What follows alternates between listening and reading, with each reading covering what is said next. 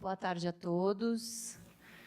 Dando início às atividades do primeiro seminário de governança, compliance e cidadania da Universidade Presbiteriana Mackenzie. Gostaria de agradecer a todos os presentes e exortar, antes de iniciar, esse momento que para a gente é tão relevante para os pesquisadores de compliance, para as pessoas que estão fazendo parte dos grupos de pesquisa, né? Inclusive, nós vamos filmar essa apresentação, porque é realmente muito importante para nós termos os relatos, tanto de aplicação de casos práticos, em que houve alguns problemas que geraram a necessidade de revisão de práticas de compliance, como também das instituições que acolheram a nossa proposta e que generosamente mandaram alta cúpula aqui para discutir a questão da governança, do controle, da cidadania.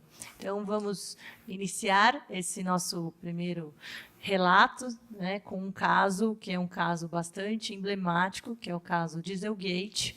E para expor o ocorrido, nós temos aqui dois professores conhecidos da casa, advogados, o professor Rogério Cury.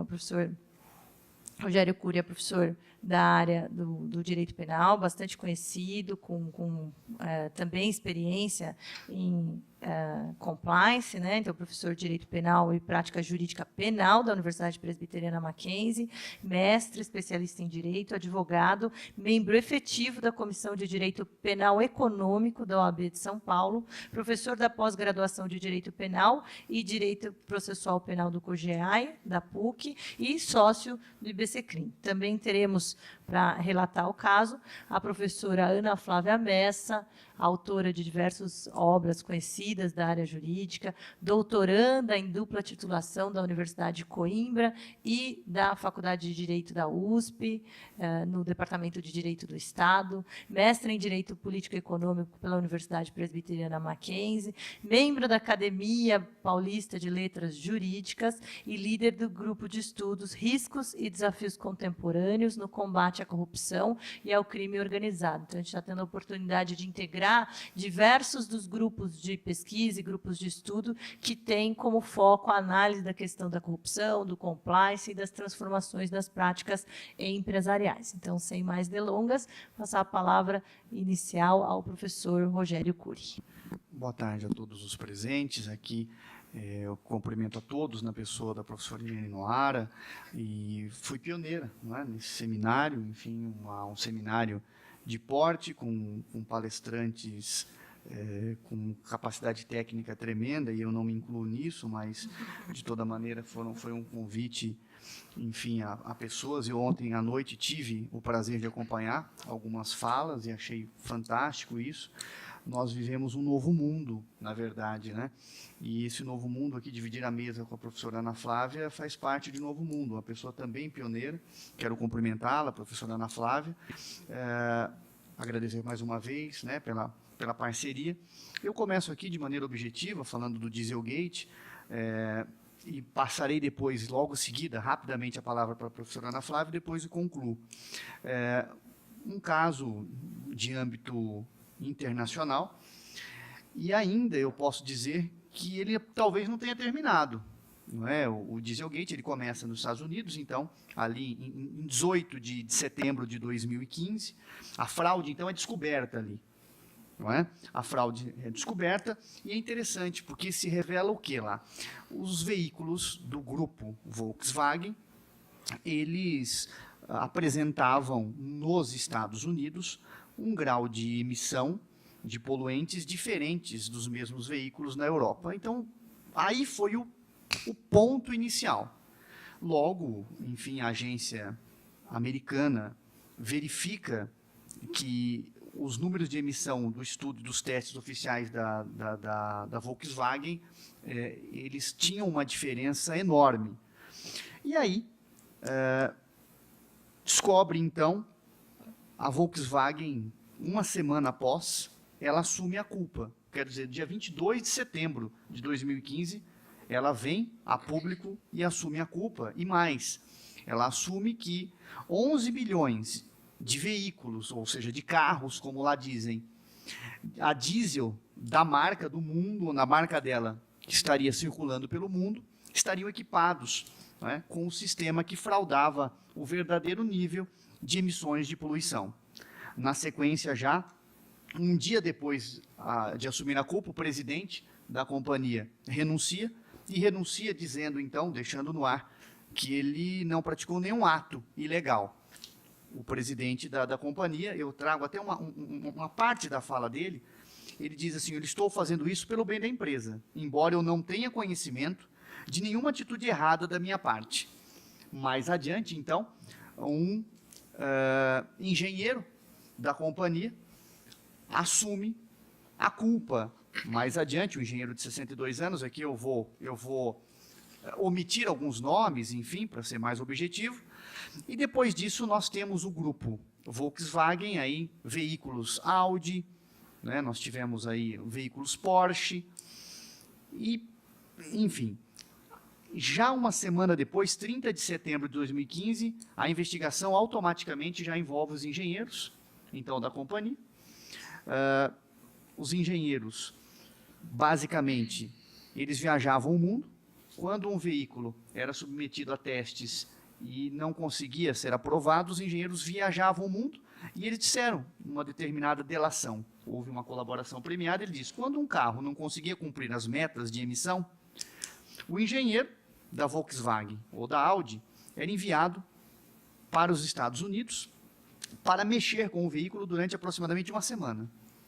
Enfim, essa foi uma fase de colaboração, o que nós chamamos aqui no Brasil de colaboração premiada, de um engenheiro da companhia. Bom, rapidamente, isso chega ao Brasil. Talvez nos interesse mais isso. Isso chega ao Brasil um mês depois, 21 de outubro de 2015, a Volkswagen no Brasil é envolvida. Ela declara que 17 mil veículos da marca, no caso Amarok, a diesel, dos anos de 2010, todos eles dos anos de 2010, 2011 e alguns dos anos de 2012, eles possuíam o sistema de fraude.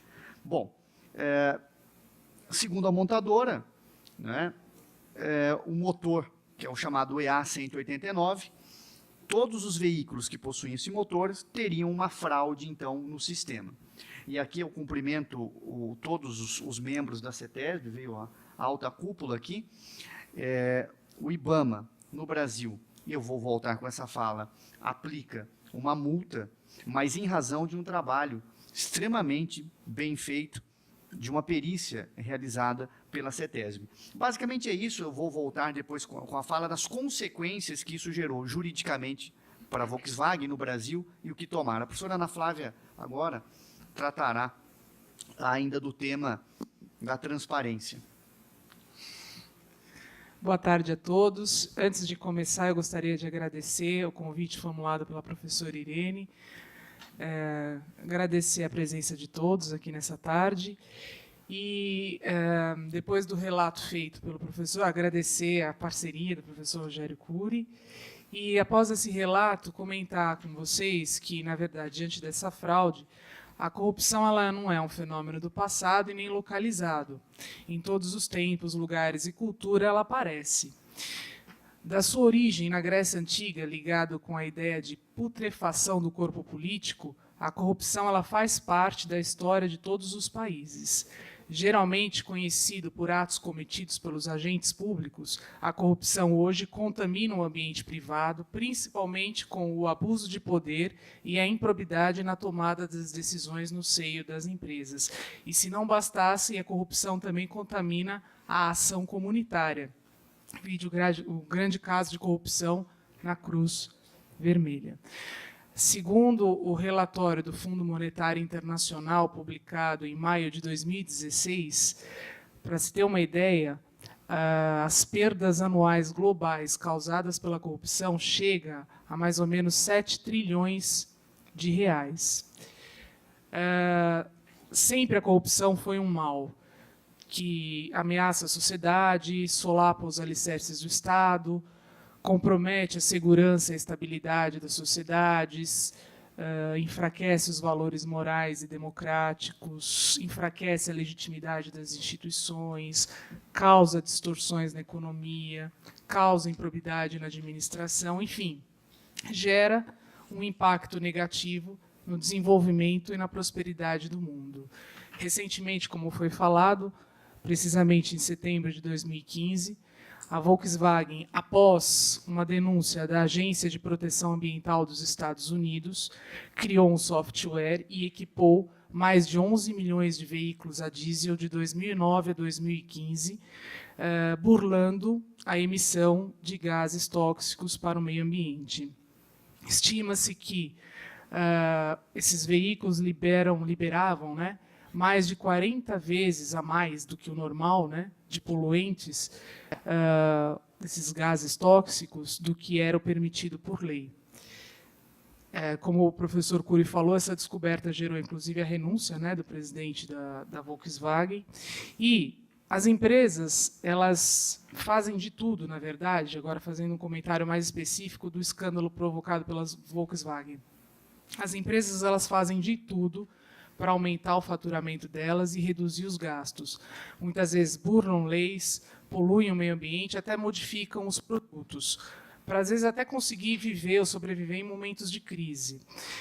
O escândalo da Volkswagen é um ótimo exemplo para entender que nós não devemos, em momentos de crise, principalmente, contar apenas com números. Os números são importantes, mas renunciar a princípios e a valores, né, importantes e relevantes, isso faz ameaçar ainda mais a vida da empresa. Para se ter uma ideia, esse escândalo ofendeu alguns fatores considerados relevantes. Além de fortalecer ou contribuir para o aquecimento global, prejudicar a saúde pública, vários estudos comprovam que esses gases contribuem para câncer de pulmão, câncer na bexiga, inflamações de pulmão, formação de incentivo, né, ataques cardíacos, derrames, enfim, isso prejudica a saúde pública. Outra coisa é que esse escândalo não se adequou, como muitas empresas não têm essa adequação, ao chamado marketing 3.0, onde as estratégias devem visar não apenas o consumidor, que é o tecnicamente que vai comprar o produto, né, mas visar o ser humano.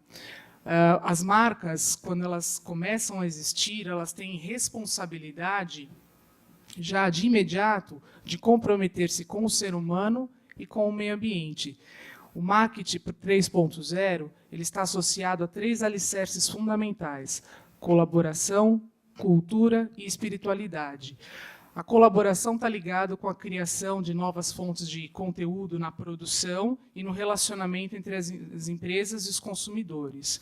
A cultura está ligada com promover a interligação entre as empresas e os consumidores.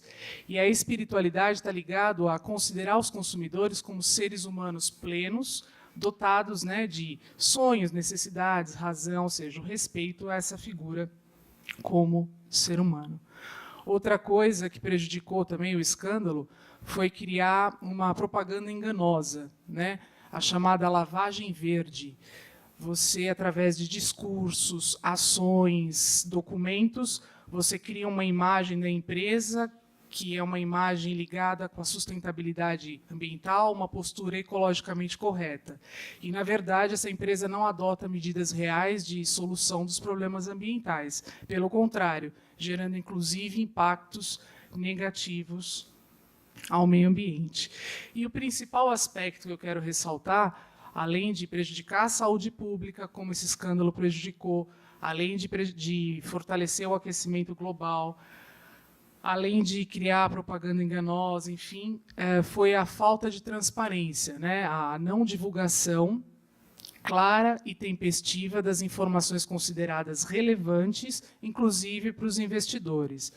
E aí, a ideia de uma transparência dentro de uma organização privada, ela tem que partir de alguns princípios, de alguns fatores considerados essenciais.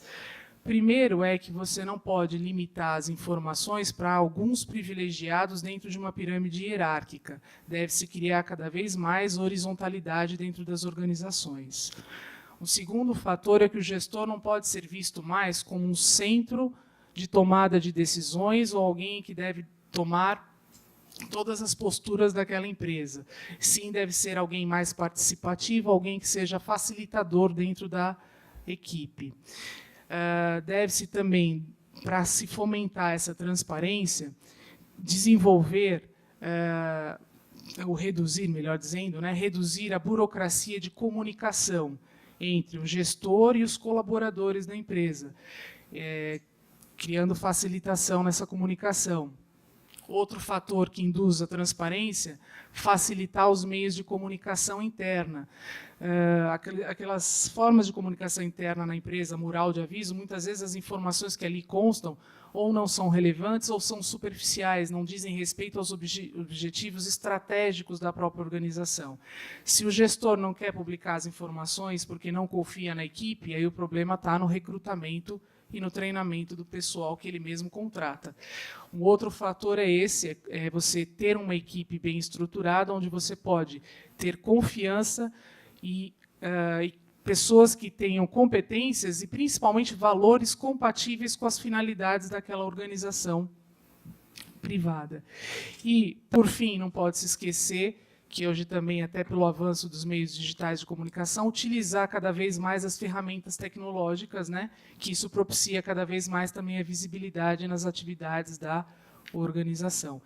E, para finalizar, eu passar a palavra ao professor Rogério Cury, para o tempo ser compatível com a necessidade, a adoção dos programas de compliance, né, enfim, não só instalando os códigos de conduta, mas também criando aquela cultura, né, dentro da empresa que deve ser de baixo, aliás, de cima para baixo, né, com incentivos e sanções proporcionais sempre, né, e principalmente o que eu mais acentuo é a compatibilidade com as finalidades estratégicas da organização.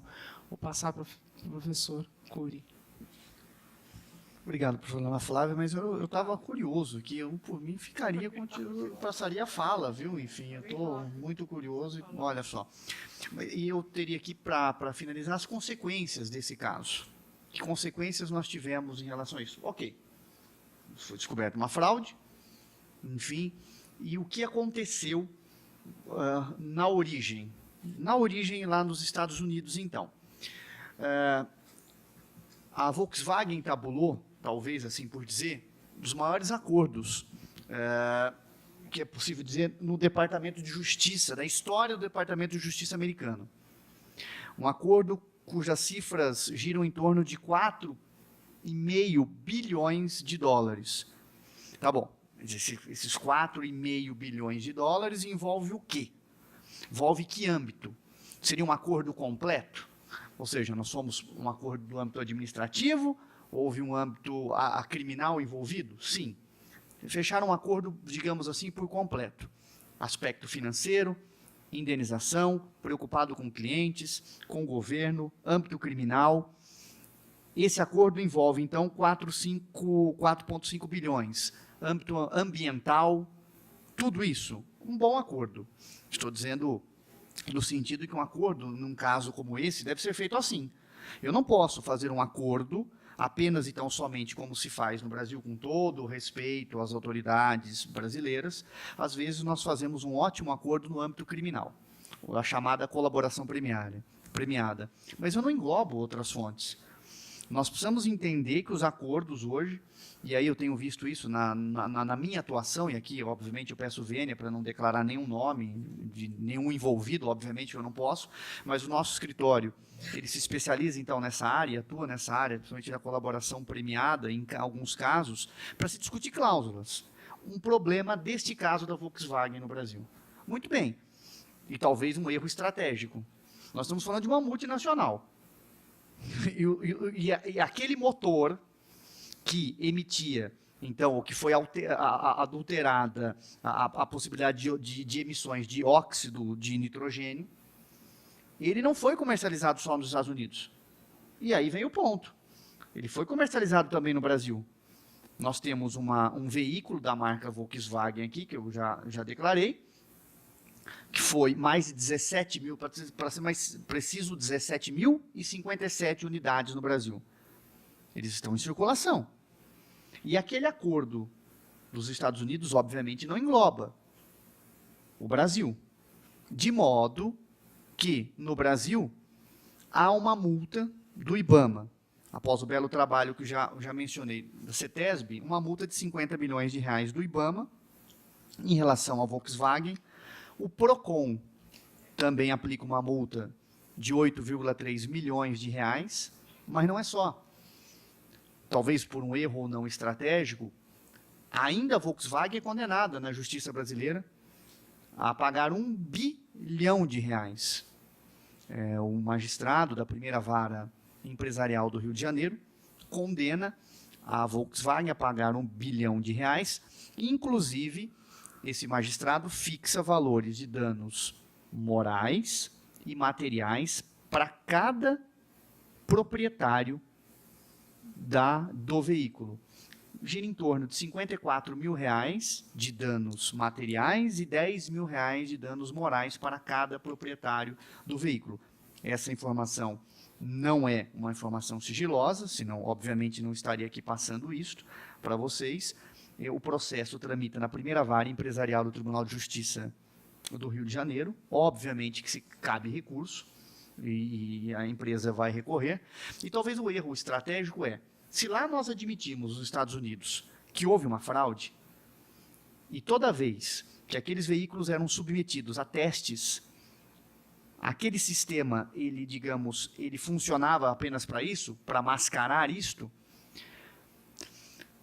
Segundo eles, na defesa que fizeram judicialmente no Brasil, aquele sistema estava instalado no veículo, mas não tinha o poder de funcionar. Enfim, talvez um erro estratégico aí era talvez os valores em âmbito de acordo no Brasil pudessem ser feitos de maneira de quantitativo menor do que houve a condenação judicial. Uma empresa como essa, entendo, que deixar a questão, chegar a juízo num caso como este, onde há colaboração premiada de engenheiros, onde há um acordo em outro país, talvez seja um tiro no pé. Enfim, com a tese jurídica que se teve aqui, com todo o respeito. Então, no Brasil, não se procuraram as autoridades para que houvesse um acordo. Uma sugestão aqui, óbvio, em casos como esse, é que aqui deveria haver um comitê central de crise da empresa dos Estados Unidos voltado ao mundo todo. Detecção. Vendemos aquele veículo, ou aquele motor, com aquele software, para quais países? E automaticamente nós deveríamos procurar as autoridades desses países para tratarmos do caso. Pois bem, é um caso que não gera efeito só para a Volkswagen. Apenas para dar alguns dados aqui, em 2016, para ser mais preciso, em fevereiro de 2016, a Mercedes-Benz é acusada também de fraudar testes de emissão. A Ana Flávia dá uma quantia, né, de emissão, quantas vezes superior ao permitido. No caso da Mercedes-Benz, ela é acusada de que os veículos emitem de 19 a 65 vezes mais óxido de nitrogênio do que o permitido, quando a temperatura do motor está abaixo de 10 graus. Ainda em 2016, maio e junho de 2016, nós também temos uma acusação em relação à empresa Suzuki. E aí, enfim, o CEO da companhia também anuncia que deixará a companhia. Vejam os efeitos. Ainda, passando um pouco mais, em 2017, na França, a Renault é envolvida na fraude. Enfim, isso em 2017, para ser mais preciso, em janeiro de 2017. De modo, então, que me parece, quando eu comecei a minha fala disso, isso não acabou. As consequências quais são? Eu estou dizendo as consequências, eu não sei em que âmbito. Por, obviamente, atuação profissional, eu sei de outras consequências em relação a outras montadoras, mas não em relação a este sistema. Mas outras montadoras terão problemas em relação a outros sistemas de funcionamento. Né? Nós atuamos em alguns casos, mas com o cuidado, sim, de fazer um acordo já para que eu não tenha que discutir isso em juízo. Se há um erro, e é evidente que há esse erro, né, e não é um erro por culpa, me parece aqui muito claro o erro por dolo. O que eu estou usando o termo de culpa e dolo no âmbito penal, obviamente. Obrigatoriamente, num sistema de compliance, foi falho, seja na primeira questão, e nós não podemos falhar nos próximos sistemas. O Brasil, né, hoje se discute muito compliance, mas, na verdade, o que eles querem fazer nada mais é do que um pequeno regramento, um pequeno código de ética interno, e isso não é compliance. Olha, nós devemos seguir as seguintes normas, nós precisamos, de fato, instalar isso de fato e cumprir isso de fato no Brasil. E no Brasil é fácil isso? Eu entendo que isso, a compliance de fato no Brasil, ética de fato no Brasil, é questão para décadas, muitas, não são poucas décadas. Nós precisamos tirar nosso ranço, né? No Brasil, ainda hoje, nós passamos por todas essas operações, e eu estou atuando em várias operações, seja Lava Jato, ou Operação Zelotes, mas ainda assim se ouve de pessoas dizendo, olha, eu conheço alguém, eu conheço... Nós precisamos tirar isso da nossa frente. Isso, nós estamos no ambiente universitário, nós precisamos levar isso, os professores, para os nossos alunos. Não deve se existir assim, não deve se agir assim. Hoje, como deve ser o correto no mundo todo, nós devemos vencer na vida pelo conhecimento, pela nossa tese jurídica. E isso passa por todos os âmbitos. E, como eu digo, no processo também. No Brasil, me parece que alguns processos eles têm capa e tem o nome do réu destacado. Eu também gostaria que um processo da minha parte tivesse uma leitura de um voto de 3 horas, sem nenhuma crítica a ninguém. Mas todos nós merecemos esta atenção também das autoridades públicas, em especial também do Poder Judiciário. Então, isso só serve como um start para a questão. A questão não acabou. No Brasil, ela só está começando, não é? E, no Brasil, a empresa adota uma estratégia completamente diferente do que adotou nos Estados Unidos, e as consequências são trágicas por hora. Então, eu agradeço pela atenção. O nosso tempo era um tempo que eu não quero avançar no tempo dos colegas. Mais uma vez, parabenizando a professora Ana Flávia. Dizer, Ana, que eu sou um apreciador da sua fala, um apreciador do seu trabalho, não menos apreciador também do trabalho da professora Irene, que é um dos grandes nomes do direito administrativo, das grandes do Brasil, e Sicar já está já em Portugal, sendo reconhecida. Tive com as duas, eu tive a oportunidade de ser convidado por ambas para estar em Portugal numa palestra, e elas são veneradas lá em Portugal. Que bom, né? Nós temos uma nova etapa dos nossos doutrinadores, dos nossos professores. Parabéns mais uma vez. Muito obrigado.